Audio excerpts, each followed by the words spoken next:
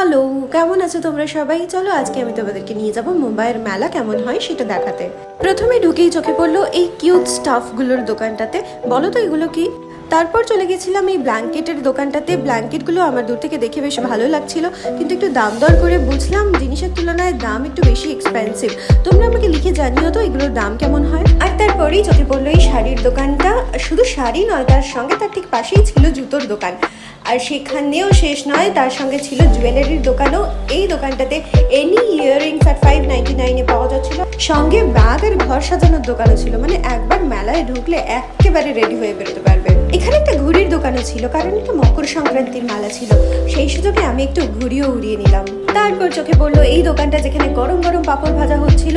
আর এটা দেখে তো আমাদের রথের মেলার কথা মনে পড়ে গেছিল। আরও অনেক খাবারের অপশন ছিল, কি কি ছিল সেটা জানার জন্য দেখতে হবে পরের ব্লগটা। তার জন্য সাবস্ক্রাইব করতে হবে চ্যানেলটা।